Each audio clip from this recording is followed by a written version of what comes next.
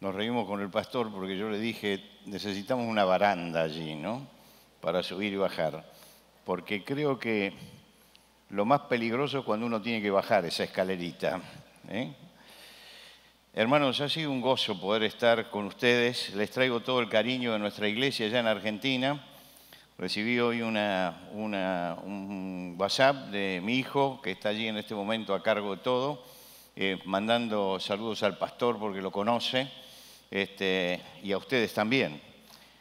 Y yo me acuerdo, por ejemplo, de una campaña en Bucaré, allí el segundo lugar. Había otro, después fuimos a Bucaré. Así que cuando llegaron acá vinimos con el pastor y todavía esto estaba desierto el lugar. Y querían comprarlo y conversamos acá con el pastor acerca de los planes y la economía, que parecía tan lejano, ¿no? Tan difícil. Y cuando llegué esta vez acá ya es de ustedes. Gloria a Dios, es un milagro, una maravilla, así que comparto con ustedes la alegría de esto. Y la alegría también de compartir la palabra de Dios con ustedes esta mañana y siempre, que para mí siempre ha sido un privilegio grande estar. Vamos a abrir la Biblia en el capítulo 21 del Evangelio según San Juan, capítulo 21 del Evangelio según San Juan.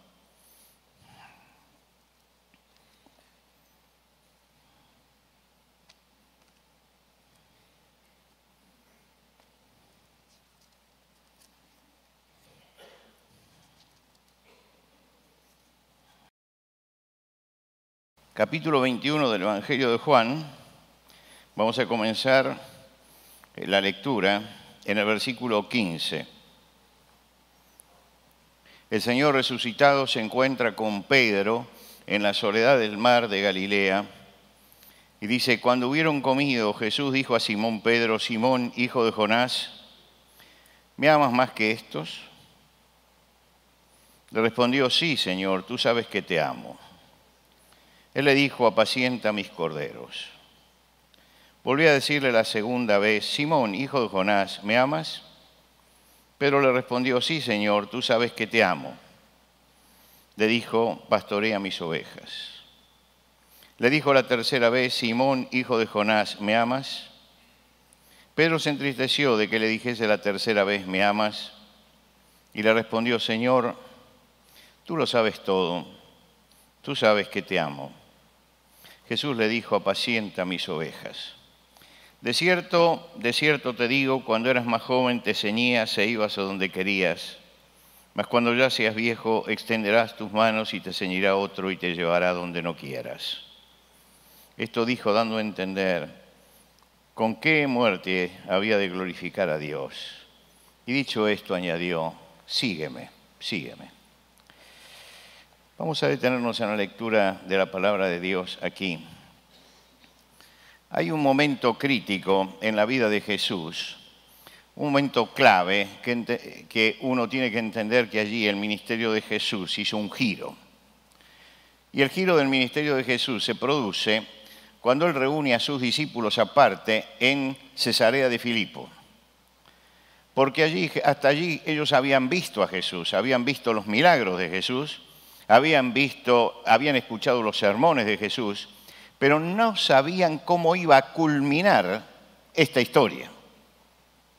Y allí en Cesarea de Filipo el Señor los reúne y le pregunta quiénes dicen los hombres que yo soy. Ellos le informan y después llega la pregunta más directa, ¿y quién dicen ustedes que yo soy? Es decir, todo esto que ustedes han visto en más de 2 años que están conmigo, ¿qué despierta en ustedes con respecto a mí? ¿Quién debo ser? ¿Qué identidad tengo? Y Pedro dijo, bueno, tú eres el Cristo, el Hijo del Dios viviente. Sobre esta base, el Señor comienza a hablarles del final.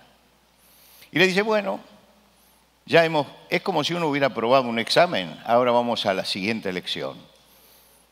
Ahora vamos a ir a Jerusalén y el Hijo del Hombre va a ser entregado en mano de pecadores y lo van a crucificar.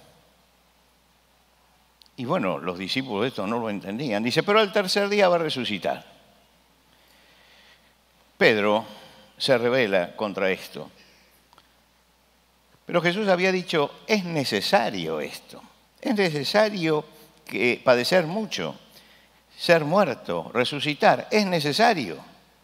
Es decir, Jesús afirmaba, esto es la culminación de todo.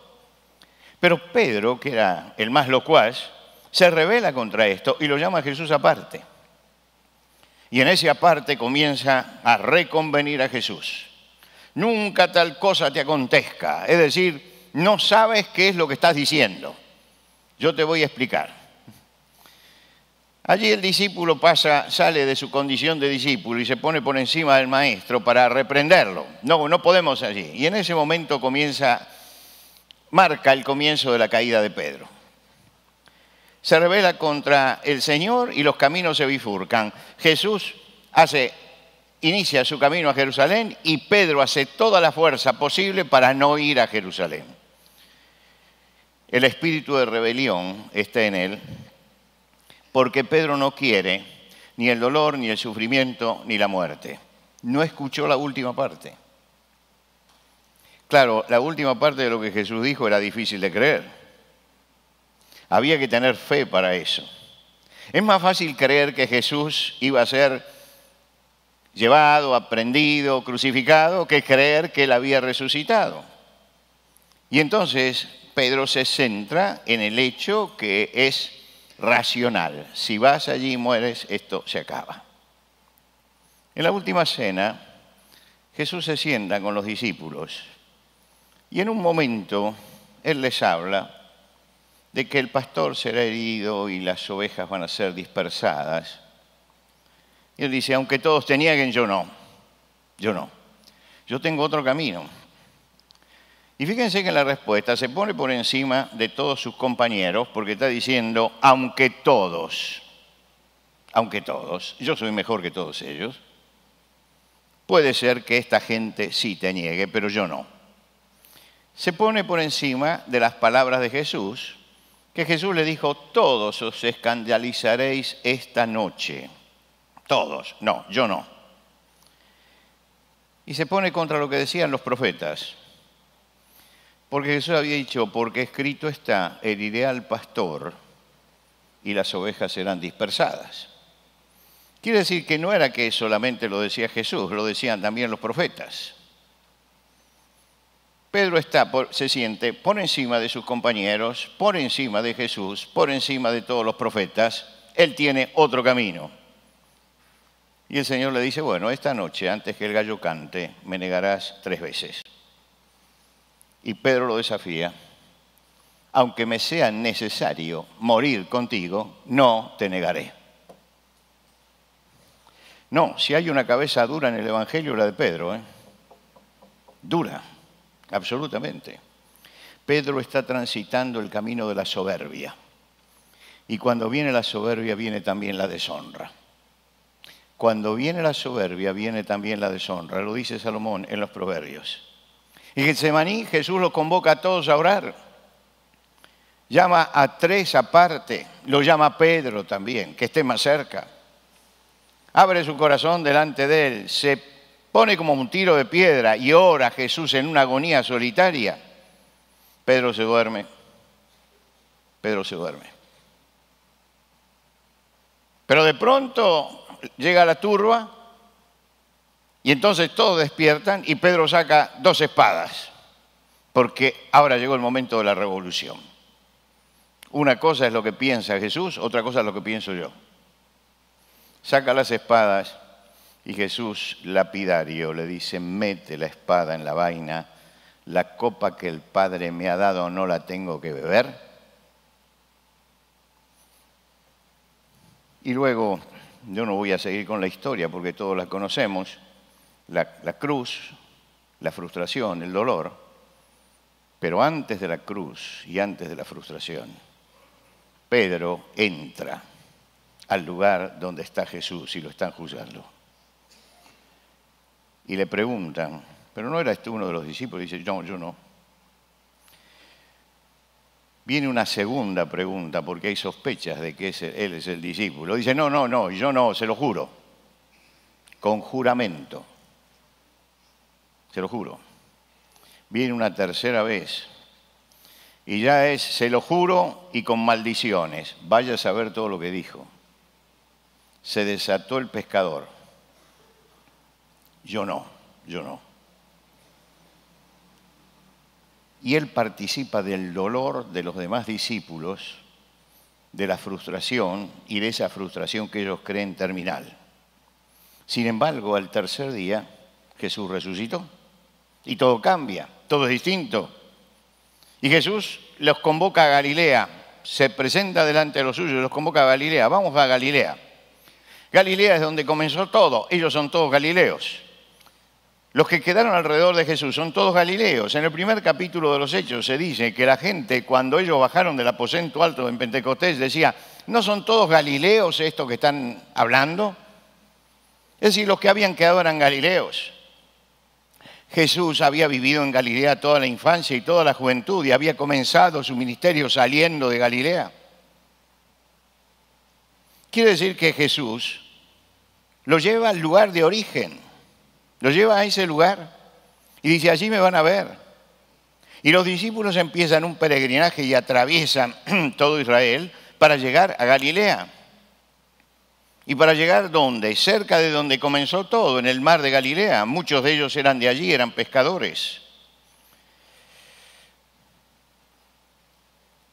Y un día Pedro le dice a ellos, ¿vamos a pescar? Vamos a pescar.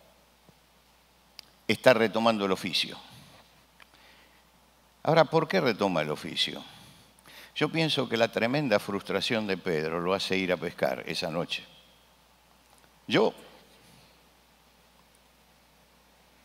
he fracasado como discípulo. He negado al Señor 3 veces. ¿Qué me queda por delante? Y me queda tomar la red y volver. Porque aquí se acabó mi vida. 6 meses de endurecimiento, 6 meses de soberbia y llegamos a esto. Esa noche no pescó nada. Como la primera vez que se encontró con Jesús en el mar de Galilea, no pescó nada tampoco. Y vuelve con la misma frustración, frustración tras frustración.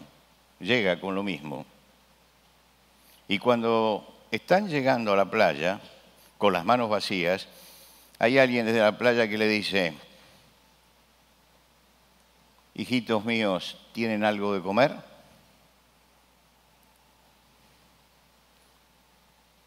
Nada. Dice, echen la red a la mano derecha. Y la echan. Y sale la red colmada de peces. Y Pedro dice, es el Señor. Es el Señor.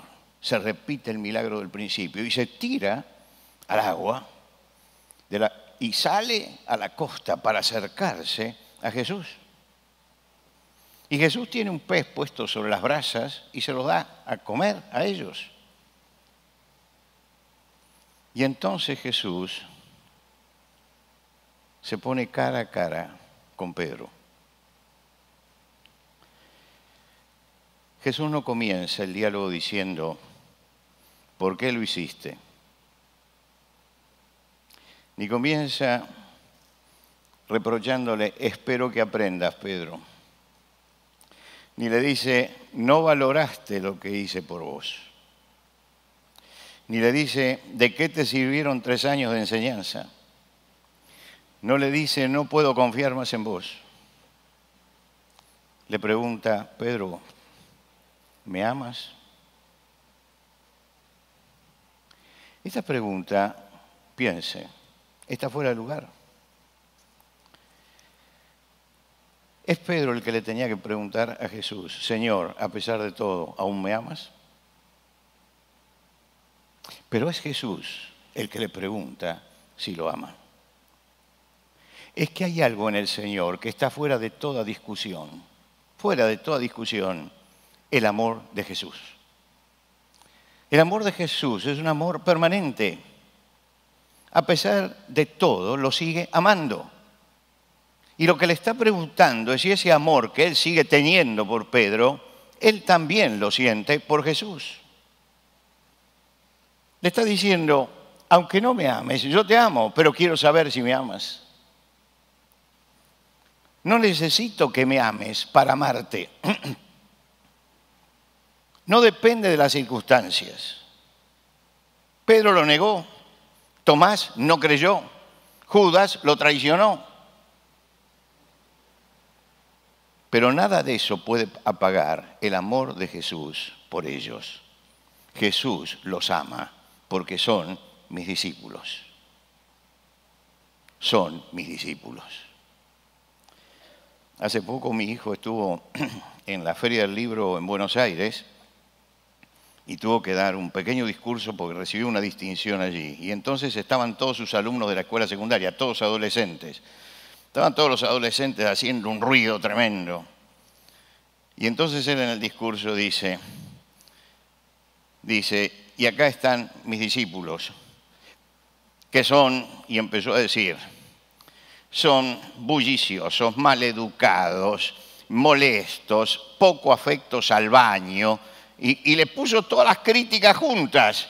Y dice, pero son mis discípulos. Como diciendo, no me importa todo eso. Son mis discípulos, son mis discípulos. Y yo creo que Jesús está diciendo eso. Bueno, fracasan, se caen, hacen cosas que no deben, no aprenden nunca, pero son mis discípulos, son mis discípulos. Y entonces yo los sigo amando y los amo con un amor eterno. Y no te creas que Él lo dijo por los 12, Él lo dice por mí muchas veces. Y lo dice por ti muchas veces. Parece que no aprende nunca, parece que siempre tropieza con la misma piedra. Parece que todo lo que yo le he dado no se da cuenta que viene de mí. Parece, es un ingrato, se revela, pero es mi discípulo. Yo me sacrifiqué por Él en la cruz. El amor del Señor por nosotros es un amor que no tiene condicionamientos. Él nunca nos va a permitir que le preguntemos a Él, Señor, ¿me amas? Porque esto está fuera de toda discusión. El Señor te ama. El amor del Señor a los suyos nunca está en duda. Pedro no entendía eso y muchas veces nosotros tampoco entendemos esto. El Señor nos ama a pesar de todo y a pesar de todo nos sigue amando. El profeta Jeremías transmite un mensaje violento del Señor en todo su libro a un pueblo rebelde que no quiere ver la realidad, que prefiere hacer acallar al profeta, a escuchar realmente que están en un peligro supremo. Ellos han hecho su estructura de pensamiento y según ellos, bueno, mientras que acá esté el templo de Dios, esto es inviolable porque Dios nos defiende. Y Jeremías sale y le dice, van a destrozar el templo, van a atropellar todo esto, no va a quedar piedra sobre piedra. No piensen así, hay que ponerse en las manos de Dios en serio. Y el pueblo lo hace acallar una y otra vez. Pero cuando hacen acallar al profeta, no están haciendo acallar al profeta. Cuando lo encierran para que no hable, están haciendo callar a Dios. No lo quieren escuchar. Y Dios le contesta y les dice, yo te he amado con amor eterno, por eso te sigo tratando con verdad, por eso multiplico mi misericordia. Yo te sigo amando con un amor eterno. Sí, pero es rebelde, encarcelas al profeta, le tapas la boca, dices que lo que dice no es verdad, pero yo te sigo amando. El amor de Dios es el móvil de la obra de redención. Porque de tal manera amó Dios al mundo que ha dado a su Hijo unigénito para que todo aquel que en Él crea no se pierda, mas tenga vida eterna. Pablo escribe a los romanos, mas Dios muestra su amor para con nosotros en que siendo aún pecadores, Cristo murió por nosotros.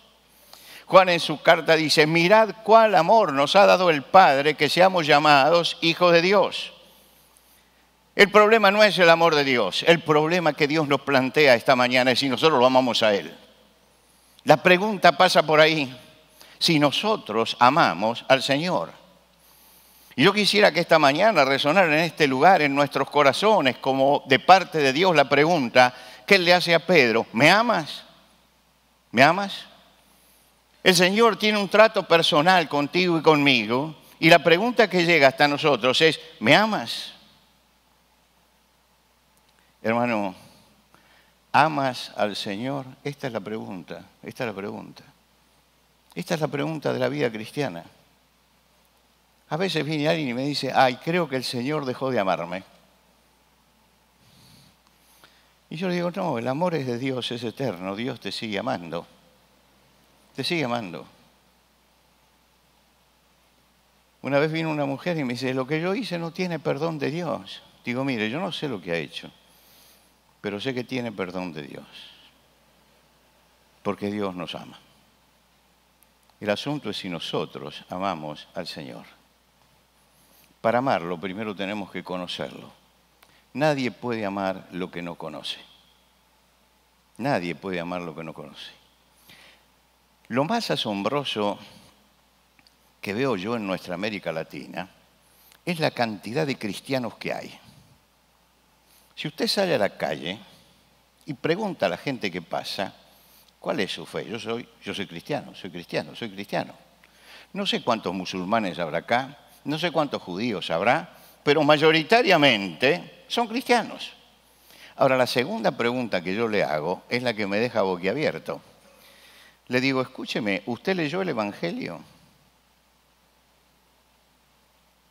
Todos dicen que no han leído el Evangelio.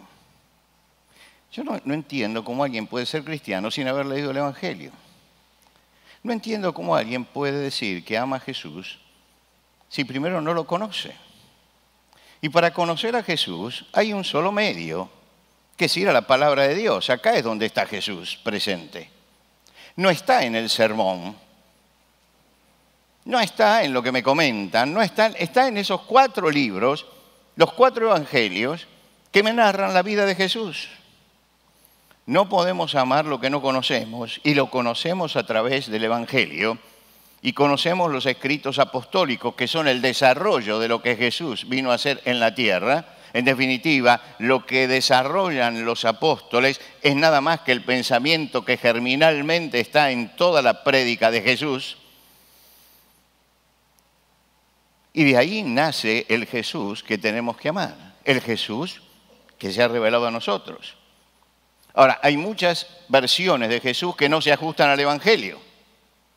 Es verdad, circulan por allí algunos cristos que no son los cristos del Evangelio, son los cristos de la gente que se ha imaginado que Cristo es así. En mi juventud, Cristo aparecía en los afiches en la universidad con una ametralladora al hombro, porque amaba la revolución y había que salir a matar gente en el nombre de Cristo. Pues ese es un Cristo inventado, no es el Cristo del Evangelio. Y el que dice eso nunca ha leído el Evangelio. Por eso, para amarlo, en primer lugar, tenemos que conocerlo, porque no podemos amar lo que no conocemos. Pero si me quedo únicamente con lo que conozco, puedo llegar a ser un excelente teólogo, un experto en cristología, como se llama, un experto, tener un concepto claro acerca de Jesús, pero eso no significa amarlo. Para amarlo tengo que sentir su realidad, su presencia junto a mí. Yo puedo conocer la doctrina de Cristo. Puedo decir: Él es el Salvador del mundo. Él es el Redentor. Él es el Maestro. Puedo decir: Él es el Redentor de todos los hombres. Y es el Divino Maestro. Y sin embargo no amar a Jesús. Muchas veces, mis hermanos, creemos que le amamos porque conocemos acerca de Él. Pero amamos una doctrina, no una persona. Amamos a alguien lejano. Amamos un concepto de Jesús. Pero Jesús está aquí hoy con nosotros. Y es a esa presencia, a ese Jesús presente, al que tenemos que amar. Al Jesús que camina con los suyos al Jesús que me ofrece su amistad, que me tiende la mano de su amistad. Al Jesús que sabe mis problemas, al Jesús que conoce mis debilidades y al Jesús que siempre está conmigo para ayudarme. Esta presencia de Jesús es la que yo tengo que amar. Hace 35 años que comencé a viajar asiduamente y las cosas hace 35 años no son como ahora. Era un mundo muy distinto y yo salía de casa durante 2 o 3 semanas. Podía comunicarme desde Lima, por ejemplo, le cuento lo de Lima. No le quiero contar de otros países que era mucho peor, pero me cuento lo de Lima. Podía comunicarme una vez por semana con mi esposa. Una vez por semana, pero había que llamar por teléfono y la operadora decía, hay una demora de 1 hora, 1 hora y media, 2 horas, lo que sea, y uno tenía que colgar el teléfono y estar allí, esperando, porque no era que 1 hora, podían ser 15 minutos, podía ser 1 hora, porque decía de 2 horas, y podía ser que a las 2 horas llamara a la operadora y dijera, mire, no se nos podemos comunicar, ¡pum!, se acabó. Así era el asunto. Con mi esposo teníamos una consigna. Los miércoles a la noche, yo te voy a llamar, todos los miércoles a la noche te llamo. Entonces yo iba y sabía que mi esposa no estaba en mi casa, porque en mi casa no había teléfono, porque en ese momento para tener un teléfono había que esperar 10 años. Y acá pasaba lo mismo, Se pedía el teléfono y no había teléfono hasta que llegaba una línea por ahí, entonces yo sabía que ella iba a la casa de su madre y estaba con mis hijos pequeños que se dormían a esa hora de la noche, se dormían, porque allí había un teléfono y yo llamaba a ese teléfono. Y es terrible la soledad cuando uno es latino y familiero, ¿no? Es terrible la soledad. Y yo me acuerdo las noches que se frustraba la comunicación, era tremendo. Entonces, ¿qué hacía? Yo llevaba en mi maletín fotos de Celia, llevaba las cartas de amor que nos escribíamos cuando éramos novios, llevaba un boletín del colegio de Celia que quedó allí, como estaba todo metido ahí adentro. Y yo a la noche, cuando no podía comunicarme, miraba y releía todo eso, pero no era igual. Necesitaba la persona. ¿Me entiende? Necesitamos la persona, no solamente saber. Necesitamos la presencia, percibir la presencia. Cuando usted lee el Cantar de los Cantares, en el capítulo 3, la esposa sale a buscar al esposo, sale a buscarlo. Dice, busqué al que ama mi alma, busqué y no lo hallé. Y dije, me levantaré ahora y rodearé por la ciudad, por las calles, por las plazas, buscaré al que ama mi alma. Y ahí está todo el deseo de acercarse a aquel que ama. Y pregunta a los guardias de la ciudad. Dice, me hallaron los guardias cuando rondaba la ciudad y les dije, ¿habéis visto al que ama mi alma? Es el deseo del alma buscando al amado. Es el deseo de quien verdaderamente ama. Quiere llegar a la presencia de él. Y cuando lo encuentra, dice, hallé luego al que ama mi alma, lo así y no lo dejé. Es decir, esa presencia la estuvo buscando y buscando hasta que pudo abrazarlo. Y cuando pudo abrazarlo, cuando tuvo la presencia, entonces no lo dejó. No se contenta con idealizar al que ama, no se contenta con la historia del que ama, no se contenta con el retrato del que ama. Ella necesita la presencia del que ama. Después de unos cuantos años, una vez viajé con Celia aquí. Después de los 60 ya me acompaña en todos los viajes. así que siempre está conmigo. Pero me acuerdo que vino y yo hice lo que yo creía que estaba haciendo siempre. Predicaba, hablaba, y alguien se me acerca y me dice, ¿sabe una cosa? Usted es muy distinto cuando está su esposa. Y no era porque yo me portara mejor, ¿eh? Y era muy distinto. ¿Por qué? Porque tenía una tranquilidad, una paz, permítanme, una felicidad de ver que mi esposa estaba conmigo. ¿Por qué? Porque yo necesito la presencia de mi esposa en mi vida. Yo la necesito. No me conforma el retrato, ¿eh? No me conforma. Necesito a la persona. No me conforma la teología sobre Jesucristo. Necesito inclinarme delante de Él y orar a Él y saber que su presencia está allí conmigo.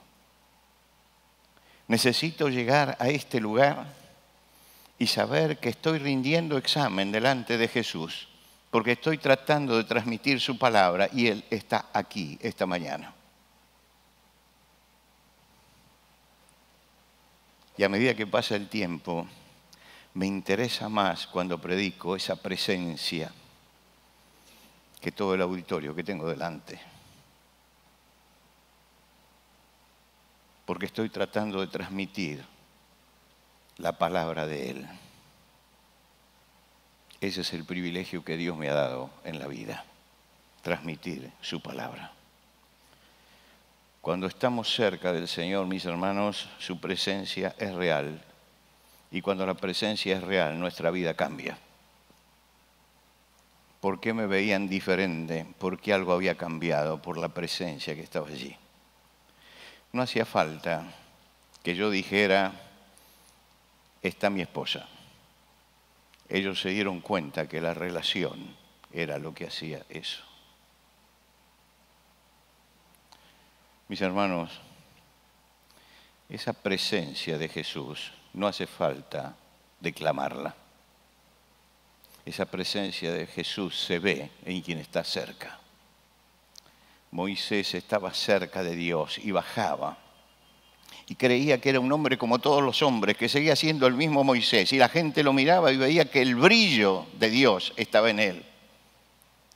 Yo creo que Dios buscaba eso, que el brillo de Él, la gloria de Él, se reflejara en ese hombre que era su siervo. Y sabes, creo que lo que Dios quiere de nosotros es que su gloria se refleje en nosotros.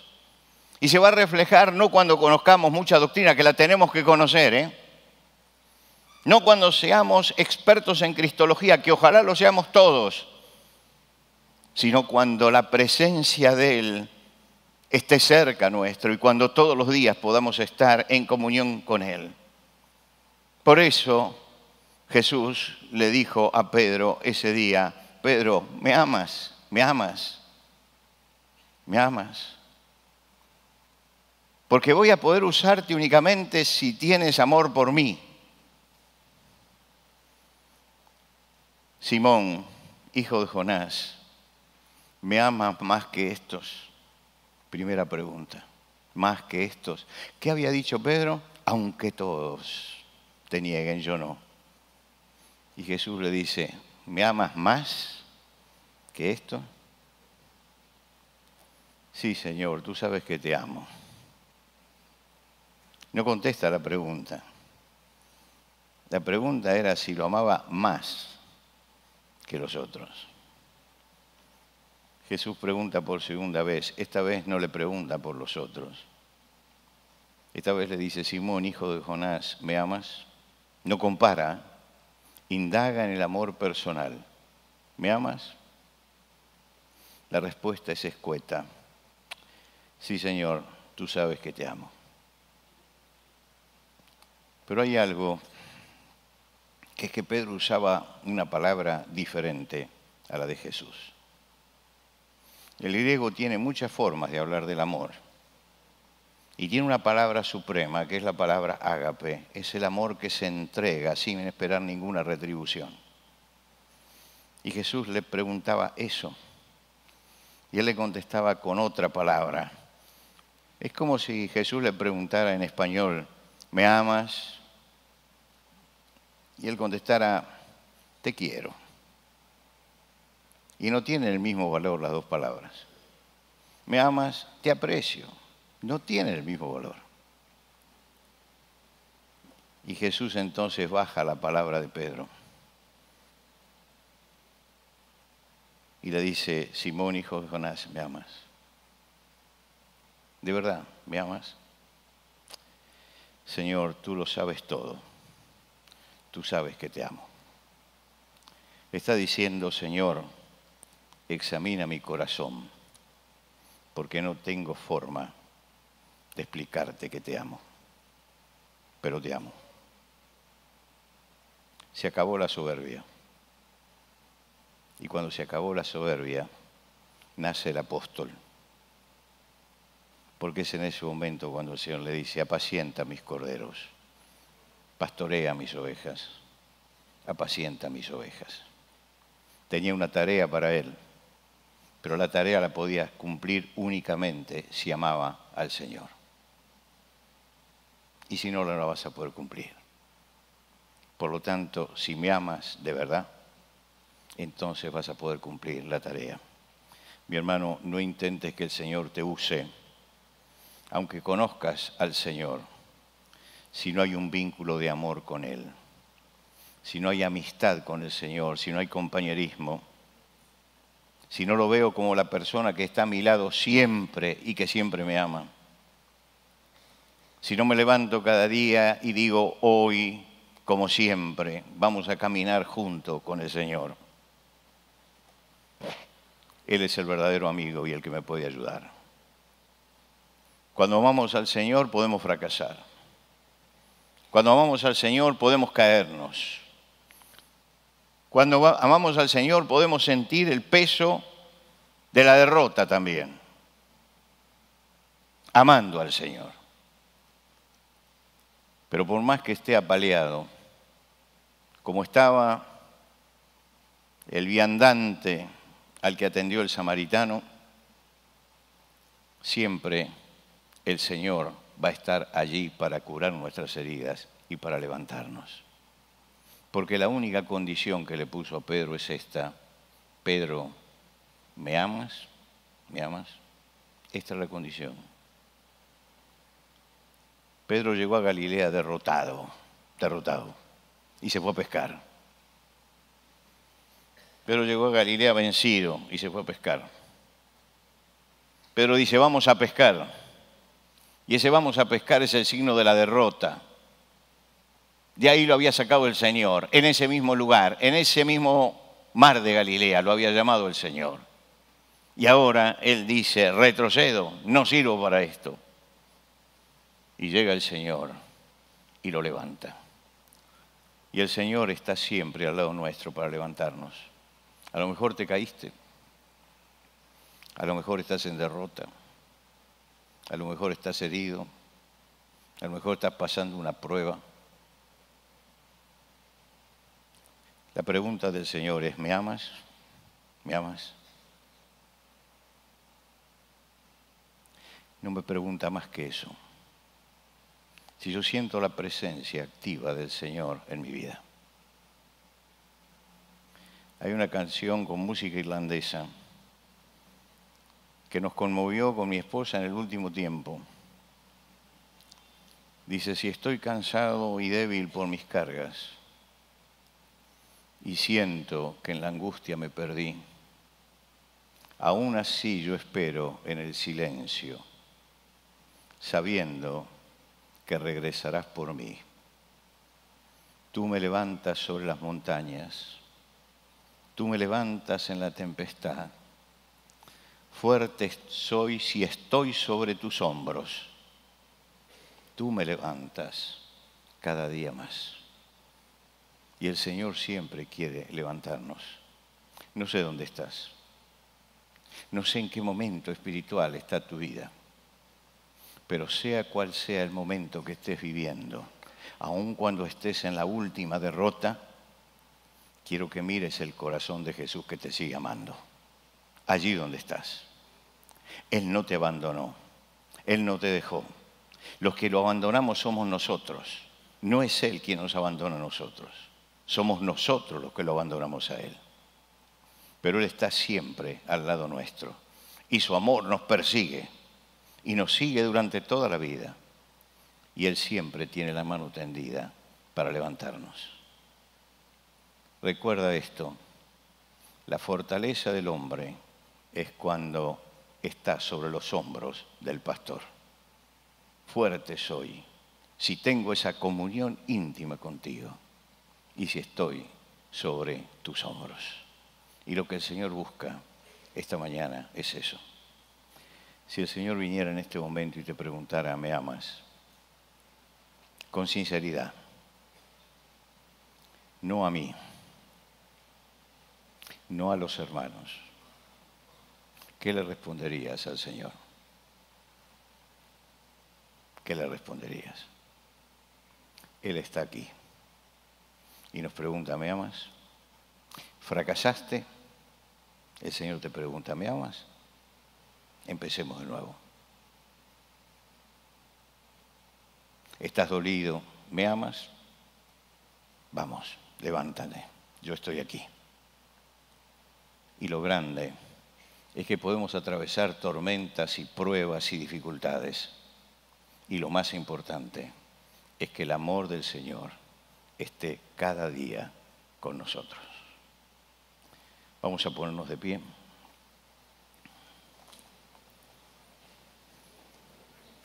Vamos a inclinarnos en oración delante de Dios.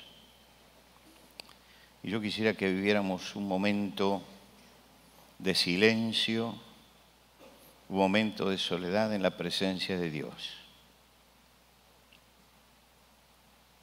El Señor está aquí al lado nuestro y nos hace la misma pregunta. Y quisiera que allí donde estás, en el silencio de tu alma, le puedas decir cuál es tu condición y puedas abrir tu corazón a Él con sinceridad. Y el Señor está aquí para levantarte. No te quedes abrumado, afligido, en derrota, cuando el Señor está a tu lado.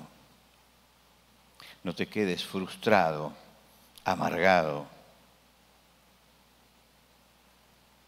cuando el Señor te está amando y está contigo. Mira que Él está al lado tuyo. Es la presencia que necesitas.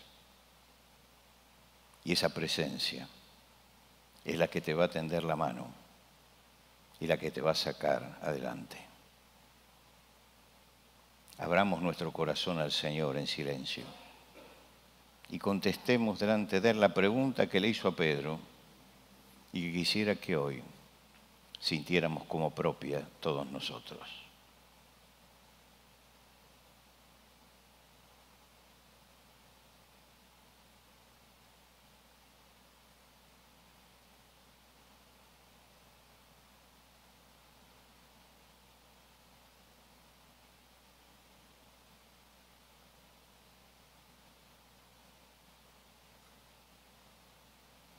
Señor, te damos gracias esta mañana porque hemos llegado a tu casa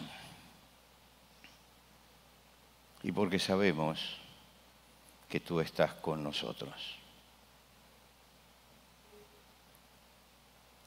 Si los ojos de nuestra carne no te ven, sin embargo, nuestro espíritu, nuestra fe, nuestra confianza en ti nos está diciendo que aquí tú estás con nosotros. Y Señor, tú sabes de nuestras debilidades, tú sabes de nuestros fracasos, tú sabes de nuestras tentaciones, tú sabes de nuestras caídas, tú sabes de nuestras heridas, tú sabes de nuestras necesidades. Nada hay que te sea oculto. Señor, quisiéramos que a cada hermano que está pasando por una situación difícil en este momento, o que tiene heridas que no puede sanar, o que tiene cargas que no puede llevar, pueda sentir esta mañana la presencia tuya, sosteniéndole, levantándole, ayudándole a ir adelante. Te rogamos, Padre, que cada uno de nosotros que tenga en este momento algo que esté entorpeciendo el desarrollo normal de su vida espiritual, pueda traerlo delante tuyo para que la mano tuya se tienda y tú nos levantes.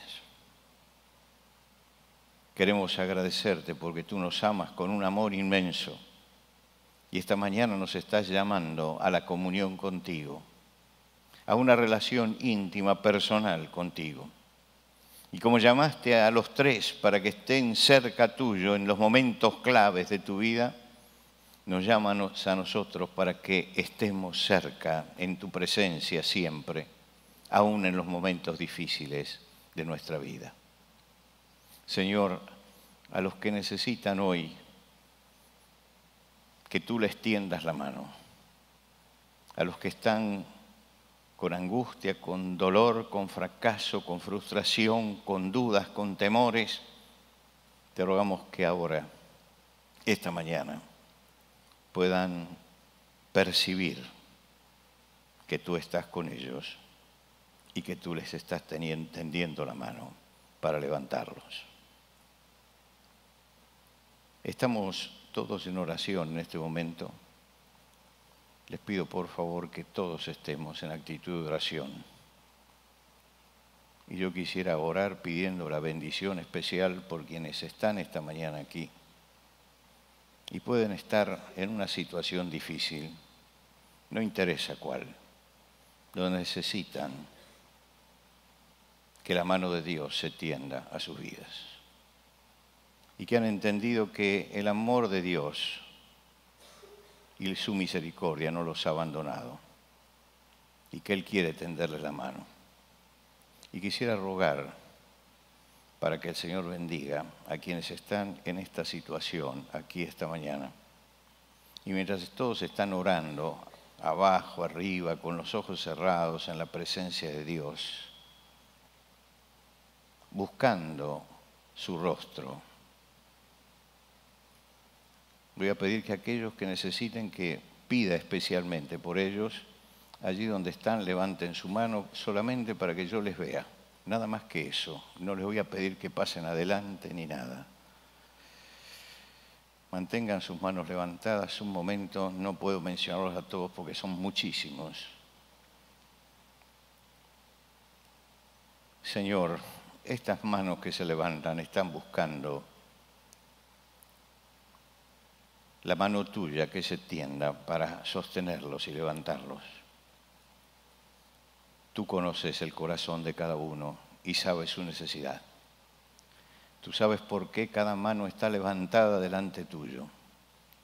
Tú sabes lo que hay en el corazón, en la mente, en la vida del que está diciendo, Señor, yo necesito tu mano. Bendice, Señor, a los que te están buscando con tanta sinceridad, a los que están diciendo delante tuyo, no somos capaces sin tu ayuda.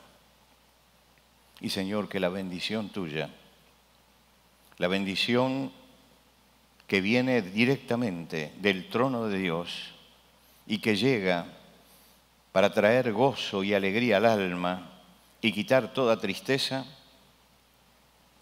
que viene con el poder tuyo para levantarnos del lugar en que estamos y para ponernos sobre los hombros del Maestro. Que esa bendición, Señor, alcance a cada uno de los que te está buscando esta mañana con sinceridad. Gracias, Señor, por el encuentro de hoy y gracias por tu presencia con nosotros. Bendícenos para que esta semana, cada día, podamos gozar de la presencia cercana tuya y podamos vivir confesando nuestra condición de siervos tuyos, de discípulos tuyos, y experimentando el amor tuyo en nuestros corazones. Recibe, Señor, nuestra adoración. Te la ofrecemos en el nombre de Cristo Jesús. Amén y amén. Que el Señor les bendiga.